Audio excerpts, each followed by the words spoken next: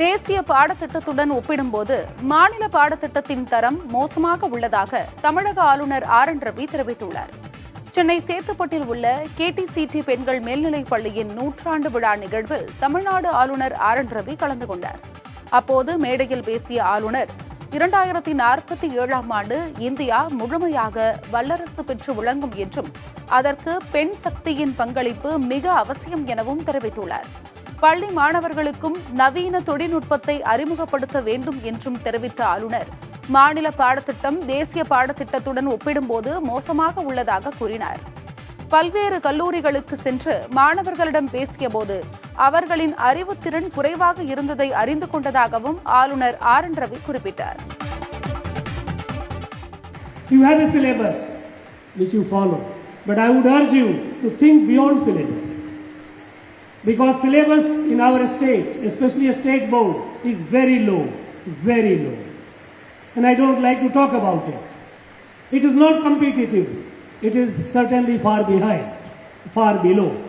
I can see that in our university, in our colleges, because it is reflecting in the academic standard, the scholarship of our students. தமிழ்நாட்டில் GST வரி வசூல் 10,000 கோடி ரூபாயை கடந்திருப்பதாக மத்திய நிதி அமைச்சகம் தெரிவித்துள்ளது. இந்தியாவில் ஜிஎஸ்டி எனப்படும் சரக்கு மற்றும் சேவை வரிகள் வசூல் ஆகஸ்ட் மாதத்தில் 1.75 லட்சம் கோடி ரூபாயாக உயர்ந்துள்ளதாக மத்திய அரசு தெரிவித்துள்ளது.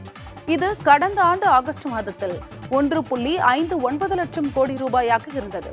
கடந்த ஆண்டை விட ஜிஎஸ்டி வரி வசூல் 10 விழுக்காடு அதிகரித்துள்ளது.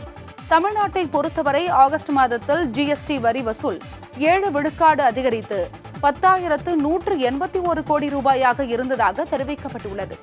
கடந்த ஆண்டு ஆகஸ்ட் மாதத்தில் தமிழகத்தில் ஜிஎஸ்டி வரி வசூல் 9,475 கோடியாக இருந்தது. விஜய் கட்சியின் மாநாடு நடத்தும் இடத்துக்கான அனுமதி குறித்து மாவட்ட காவல்துறையே முடிவு செய்யும் என விழுப்புரம் ஆட்சியர் தெரிவித்துள்ளார்.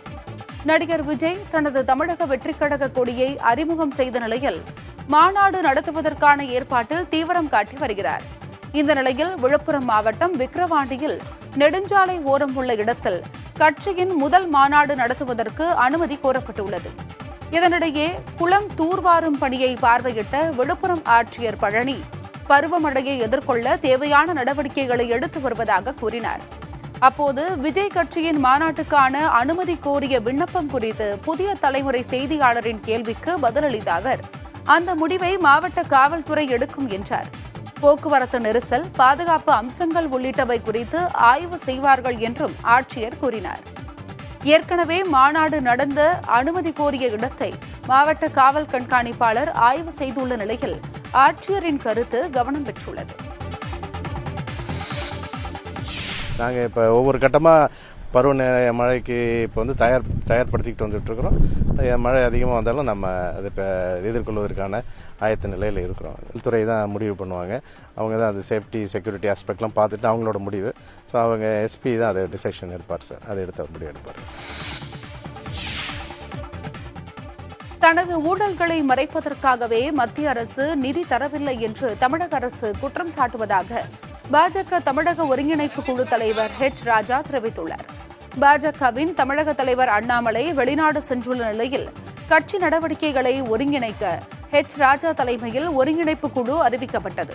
இதனைத் தொடர்ந்து ராஜா தமிழக ஆளுநர் ஆர்.என். ரவியை சந்தித்து பேசினார். பின்னர் செய்தியாளர்களிடம் பேசிய அவர் மரியாதை நிமித்தமாக ஆளுநரை சந்தித்ததாக கூறினார். ஆளுநருடன் பேசியது எதையும் வெளியில் சொல்லக்கூடியதாக இல்லை என்றும் அவர் தெரிவித்தார். ஸ்டாலின் எதிர்க்கட்சித் தலைவராக இருந்தபோது திமுக ஆட்சிக்கு வரும்போது செந்தில் பாலாஜி சிறைக்கு செல்வார் என கூறியதாகவும் அது தற்போது நடந்திருப்பதாகவும் குறிப்பிட்டார். தமிழக அரசு தனது ஊழல்களை மறைப்பதற்காகவே மத்திய அரசு நிதி தரவில்லை என்று கூறி வருவதாகவும் ராஜா கூறினார்.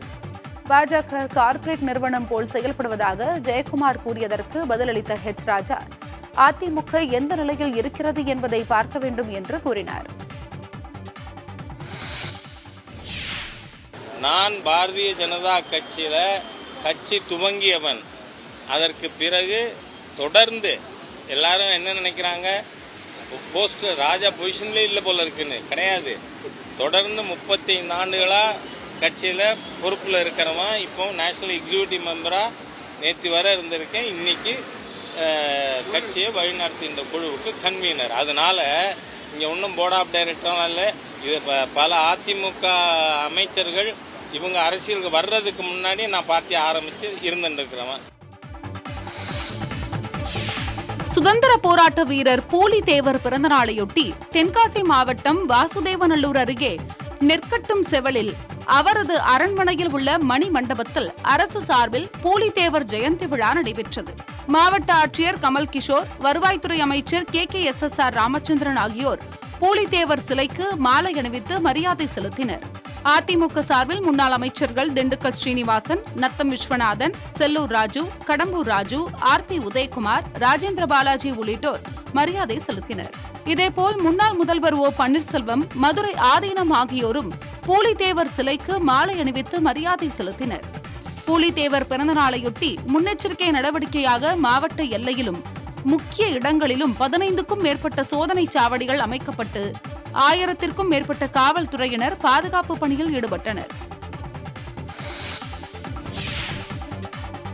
ஹேமா கமிட்டி அறிக்கை குறித்து தனக்கு தெரியாது என நடிகர் ரஜினிகாந்த் தெரிவித்துள்ளார். சென்னையில் செய்தியாளர்களை சந்தித்த அவர் ஃபார்முலா 4 கார் பந்தயத்திற்கு வாழ்த்து தெரிவித்தார். மலையாள திரையுலகில் அதிர்வலைகளை ஏற்படுத்தியுள்ள ஹேமா கமிட்டி அறிக்கை குறித்து தனக்கு எதுவும் தெரியாது என ரஜினிகாந்த் கூறியுள்ளார். தமிழ் திரையுலகுக்கும் ஹேமா கமிட்டி அமைக்க சொல்லி நிறைய பேர் வலியுறுத்துறாங்க. ஹேமா கமிட்டி மலையாளம் எனக்கு தெரியாதுங்க, அதை பத்தி தெரியாது, சாரி. மலையாள திரையுலகில் நடிகைகளுக்கு இழைக்கப்பட்ட பாலியல் தொந்தரவு குறித்து ஹேமா கமிட்டி விசாரணை நடத்தியது. அதில் பல்வேறு நடிகர்கள் மற்றும் இயக்குநர்கள் மீது நடிகைகள் புகார் தெரிவித்திருந்தனர். முன்னணி நடிகர்கள் சித்திக், ஜெயக்குமார், முகேஷ் மீது பாலியல் புகார்கள் தெரிவிக்கப்பட்டது. இதன் தொடர்ச்சியாக மலையாள திரைப்பட நடிகர்கள் சங்க தலைவர் பதவியிலிருந்து மோகன்லால் உட்பட 17 நிர்வாகிகள் பதவி விலகினர்.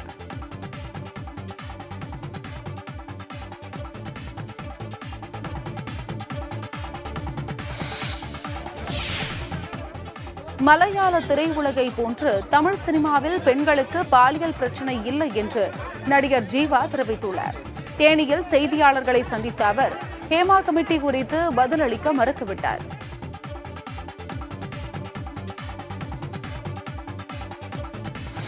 பல இண்டஸ்ட்ரியில பல விஷயங்கள் நடக்குது சார்.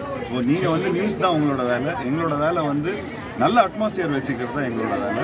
ஆஸ் அன் ஆக்டர் இங்கே நிறைய பேரோட முகத்தில் நீங்கள் சிரிப்பை பார்த்தீங்க. ஸோ அந்த சிரிப்புக்காக தான் நாங்கள்லாம் இங்கே வந்திருக்கிறோம் சார். நீங்கள் ஆக்டருங்கிறதுனால தான் அந்த கேள்வி கேட்குறோம் சார். என்னன்னா நீங்கள் ஆக்டருங்கிறதுனால தான் அந்த கேள்வி கேட்குறோம். தமிழ் இண்டஸ்ட்ரியில் மட்டும் இல்லாமல் கேரளா இண்டஸ்ட்ரியில் இந்த ஹேமா கமிட்டி இந்த மாதிரி பிரச்சனை. அதான் நடிகர் ஜீவாவின் இந்த பேட்டியை குறிப்பிட்டு சமூக வலைதளத்தில் கருத்து தெரிவித்துள்ள பாடகி சின்மயி, தமிழ் திரையுலகில் பாலியல் துன்புறுத்தல் இல்லை என்று எப்படி கூறுகிறார் என தெரியவில்லை என்று குறிப்பிட்டுள்ளார்.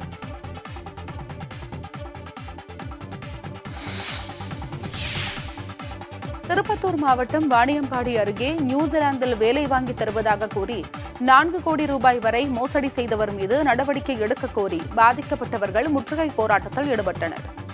மல்லகுண்டா பகுதியைச் சேர்ந்தவர் பிரதீப்குமார். இவர் ஜோலார்பேட்டை, வாணியம்பாடி உள்ளிட்ட சுற்றுப்பகுதிகளில் பட்டதாரி இளைஞர்கள் மற்றும் வேலையில்லாத நபர்களை குறிவைத்து இத்தகைய மோசடியில் ஈடுபட்டுள்ளார். போலி ஆவணங்களை காண்பித்து 60க்கும் மேற்பட்ட நபர்களிடம் தலா 7 லட்சம் ரூபாய் வரையில் பணம் பறித்துவிட்டு தலைமறைவானதாக கூறப்படுகிறது. இந்நிலையில் பிரதீப்குமாரின் வீட்டை முற்றுகையிட்டவர்களுடன் வாணியம்பாடி DSP விஜயகுமார் மற்றும் காவல்துறை அதிகாரிகள் பேச்சுவார்த்தை நடத்தினர். மோசடி செய்தவர் மீது நடவடிக்கை எடுத்து பணத்தை திரும்ப பெற்றுத் தருவதாக அதிகாரிகள் உறுதியளித்த நிலையில் அவர்கள் போராட்டத்தை கைவிட்டனர். படிக்காதவங்களுக்கு ஏதாச்சும் ஒரு வேலை அந்த மாதிரி வாங்கி தரேன்னு சொல்லிட்டு 2 லட்சம் பர் மந்த் சேலரி வாங்கி தரேன்னு சொல்லிட்டு எங்ககிட்ட அமௌண்ட் வாங்கினாங்க. ஆனால் இன்னும் வேலை வாங்கி கொடுக்கல, அமௌண்ட்டும் ரிட்டர்னும் எங்களுக்கு பண்ணி கொடுக்கல. இப்போ அமௌண்ட் வேணும்னு தான் நாங்கள் கேட்குறோம், ஆனால் அமௌண்ட் யாருக்கும் ஒன்றும் கொடுக்கல. திருச்சியில் சாலையில் சாகசம் செய்த இளைஞரை காவல்துறையினர் கைது செய்தனர். மாத்தூர் பகுதியில் இருசக்கர வாகனத்தில் சென்ற இளைஞர்கள் பொதுமக்களை அச்சுறுத்தும் வகையில் வீலிங் செய்தவாறு சென்றுள்ளனர். அந்த காட்சிகளை சமூக வலைதளங்களில் பதிவிட்டு வருவதாக மாவட்ட காவல் கண்காணிப்பாளர் வருண்குமாரின் உதவி எண்ணுக்கு புகார்கள் வந்துள்ளன. அதன் அடிப்படையில் தனிப்படை அமைக்கப்பட்டு இளைஞர்களை காவல்துறையினர் தேடி வந்தனர். சாகசத்தில் ஈடுபட்ட குண்டூர் பகுதியைச் சேர்ந்த சச்சின் என்பவரை தற்போது கைது செய்து அவரிடமிருந்து 2 வாகனங்கள் பறிமுதல் செய்யப்பட்டுள்ளன. இருசக்கர வாகனங்களில் சாகசங்களில் ஈடுபடும் நபர்கள் மீது கடும் நடவடிக்கை எடுக்கப்படும் என காவல்துறை கண்காணிப்பாளர் வருண்குமார் எச்சரித்துள்ளார். இது தொடர்பாக புகார் அளிப்பதற்கான அலைபேசி எண்ணும் அறிவிக்கப்பட்டுள்ளது.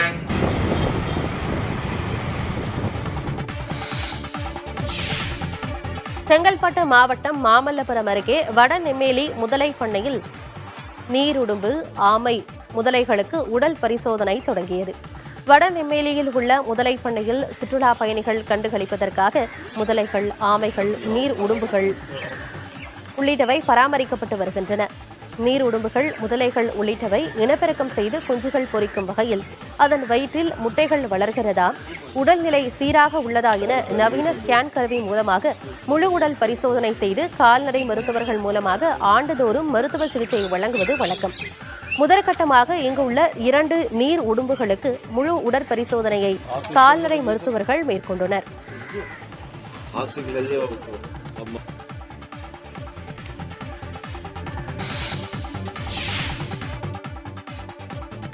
பெண் மருத்துவர் கொலை விவகாரத்தில் உரிய நீதி வேண்டும் என கேட்டு கொல்கத்தாவில் வங்காள திரைப்படத்துறையினர் பேரணியாக சென்றனர். இயக்குனர் அபர்ணா சென் மற்றும் ஸ்வஸ்திகா முகர்ஜி, சுதீப்தா சக்கரவர்த்தி, சைதி கோஷல் உள்ளிட்டோர் பேரணியாக சென்றனர்.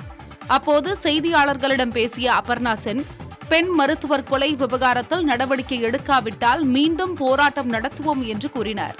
திரைக்கலைஞர்கள் தவிர ராமகிருஷ்ணா மிஷன் கல்வி நிறுவனங்களின் முன்னாள் மாணவர்களும் கொல்கத்தாவில் பேரணி நடத்தினர். பெண் மருத்துவர்கள் விவகாரத்தில் பாஜகவினரும் கடந்த மாதம் 29ஆம் தேதியிலிருந்து தொடர் தர்ணா போராட்டத்தில் ஈடுபட்டு வருவது குறிப்பிடத்தக்கது.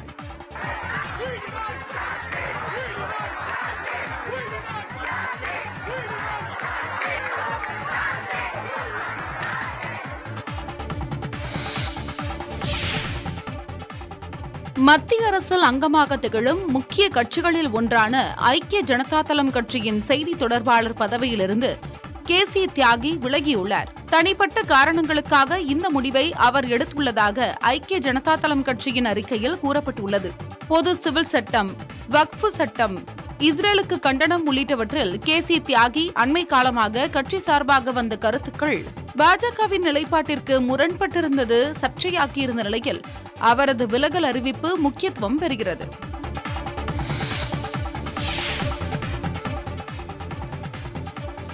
அஸ்ஸாம் மாநிலம் கவுஹாத்தி பகுதியில் பெய்த கனமழையால் பல்வேறு பகுதிகளில் பாதிப்பு ஏற்பட்டுள்ளது.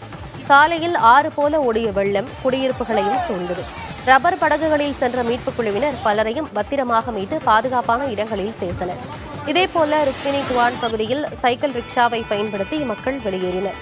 அடுக்குமாடி குடியிருப்புகளின் கீழ் உள்ள கார் நிறுத்துமிடத்தில் மழைநீர் தேங்கியதால் வாகனங்கள் நீரில் மூழ்கியுள்ளன. கனமழையால் மக்களின் இயல்பு வாழ்க்கை முடங்கியுள்ளது.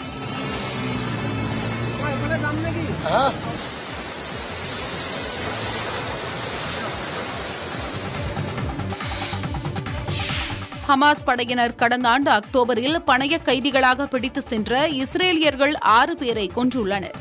6 பேரின் உடலும் தெற்கு காசாவின் ரஃபா நகரில் உள்ள நிலத்தடி சுரங்கப்பாதை வாயிலில் கிடந்ததாக இஸ்ரேலிய ராணுவ அதிகாரிகள் தெரிவித்தனர். கடத்தப்பட்டவர்களை மீட்கும் முயற்சியில் ஈடுபட்டிருக்கும் போது இந்த சம்பவம் நிகழ்ந்துள்ளதாகவும் இஸ்ரேலிய ராணுவம் தெரிவித்துள்ளது. கடத்தப்பட்டவர்களை பத்திரமாக மீட்க முடியாததால் இஸ்ரேல் அதிபர் நெத்தன்யாகுவிற்கு எதிராக போராட்டங்கள் வெடித்துள்ளன. இதன் விளைவாக காசா மீதான தாக்குதலை நிறுத்த மேற்கொள்ளப்படும் முயற்சிகள் பின்னடைவை சந்திக்கும் என்று எதிர்பார்க்கப்படுகிறது.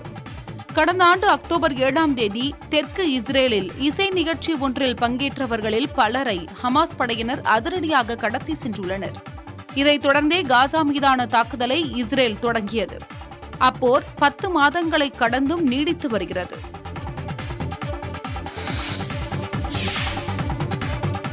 இலங்கை அதிபர் ரணில் விக்ரமசிங்கவுக்கு ஆதரவாக குதிரைகள் மூலமாக பரப்புரை மேற்கொள்ளப்பட்டு வருகிறது. வரும் 21ஆம் தேதி நடைபெறவிருக்கும் அதிபர் தேர்தலில் ரணில் விக்ரமசிங்க சுயேட்சையாக போட்டியிடுகிறார். இவருக்கு ஆதரவாக நாடாளுமன்ற உறுப்பினர் அதவுல்லாஹ் வாக்கு சேகரிப்பில் ஈடுபட்டு வருகிறார். இந்நிலையில் சம்மாந்துறை பகுதியில் நடைபெறவிருந்த ரணில் விக்ரமசிங்கவின் பொதுக்கூட்டத்திற்கு மக்களை திரட்டுவதற்காக அதவுல்லாஹ் 2 குதிரைகளை பயன்படுத்தி வித்தியாசமான முறையில் பரப்புரையில் ஈடுபட்டார்.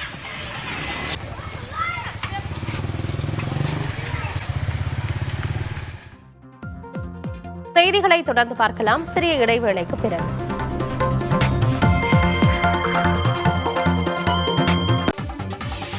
திரைத்துறையில் அதிகார மையம் என்று எதுவும் கிடையாது என்று நடிகர் மம்முட்டி தெரிவித்துள்ளார். கேரள திரைத்துறையில் தொடரும் பாலியல் புகார்கள் தொடர்பாக மோகன்லாலை தொடர்ந்து நடிகர் மம்முட்டியும் மௌனம் கலைத்துள்ளார். இது தொடர்பாக சமூக வலைதளத்தில் பதிவிட்டுள்ள அவர், மலையாள திரைப்பட நடிகர் சங்கத்தின் அதிகாரப்பூர்வ விளக்கத்திற்காகத்தான் காத்திருந்ததாகவும், அதற்கு முன்னர் சங்கத்தின் உறுப்பினர் ஒருவர் கருத்து கூறுவது சரியாக இருக்காது என்ற முறையில் இத்தனை நாள் வாய் திறக்கவில்லை என்று குறிப்பிட்டுள்ளார். ஹேமா கமிட்டி அறிக்கையை வரவேற்பதாக கூறியுள்ள மம்முட்டி, கமிட்டியின் பரிந்துரைகளை திரைத்துறையின் அனைத்து சங்கங்களும் உடனடியாக அமல்படுத்த வேண்டிய நேரம் இது என்று குறிப்பிட்டுள்ளார். திரைத்துறையில் பாலியல் ரீதியான பிரச்சினைகள் நடைபெறாமல் இருக்க தேவையான சட்டங்களை இயற்ற வேண்டும் என்று வலியுறுத்தியுள்ள அவர், காவல்துறை நேர்மையாக விசாரிக்கட்டும், நீதிமன்றங்கள் தண்டனையை தீர்மானிக்கட்டும் என்று குறிப்பிட்டுள்ளார். திரைத்துறையில் அதிகார மையம் என்று எதுவும் கிடையாது என்று கூறியுள்ள மம்முட்டி, இறுதியாக திரைத்துறையை அழியாமல் பாதுகாக்க வேண்டியது அவசியம் என்று தனது பதிவில் குறிப்பிட்டிருக்கிறார். திரைத்துறையில் பாலியல் புகார்கள் தொடர்பாக மூத்த நடிகர் மம்முட்டி எதுவும் கூறாமல் மௌனம் காப்பதாக நடிகைகள் பலரும் குற்றம் சாட்டிய நிலையில் தற்போது மம்முட்டி தனது கருத்தினை தெரிவித்திருக்கிறார். மலையாள திரைப்பட நடிகரும் கேரள எம்எல்ஏவுமான முகேஷ் மீது திருச்சூர் வடக்கஞ்சேரி காவல்துறையினர் மேலும் ஒரு பாலியல் தொந்தரவு வழக்கு பதிவு செய்து சம்மன் அனுப்பியுள்ளனர். 2011ஆம் ஆண்டு நாடகமே உலகம் என்ற திரைப்படத்தின் படப்பிடிப்பின் போது முகேஷ் தனக்கு பாலியல் தொல்லை கொடுத்ததாக நடிகை ஒருவர் புகார் அளித்துள்ளார். முகேஷ் தன்னை தாக்கி படுக்கையில் தள்ளியதாக அவர் தனது புகாரில் தெரிவித்துள்ளார். இது தொடர்பாக நடிகர் முகேஷுக்கு காவல்துறையினர் சம்மன் அனுப்பியுள்ளனர். பின்னர் சிறப்பு புலனாய்வு குழுவிடம் வழக்கு ஒப்படைக்கப்படும் என காவல்துறையினர் தெரிவித்துள்ளனர். முகேஷ் தனக்கு திருவனந்தபுரம் தலைமை செயலகத்தில் பாலியல் தொல்லை அளித்ததாக நடிகை ஒருவர் புகார் அளித்தார். மற்றொரு நடிகை கொச்சி மராடு காவல் நிலையத்தில் புகார் அளித்ததை தொடர்ந்து வழக்கு பதிவு செய்யப்பட்டது. சம்மன் அனுப்பப்பட்டுள்ள நிலையில் முகேஷ் தனது வழக்கறிஞருடன் ஆலோசனை நடத்தி வருகிறார். கோவை மாவட்டம் வால்பாறையில் உள்ள அரசு கலைக் கல்லூரியில் மாணவிகளுக்கு பாலியல் தொல்லை கொடுத்த புகாரில் தற்காலிக பேராசிரியர் உட்பட 4 பேர் கைது செய்யப்பட்டனர்.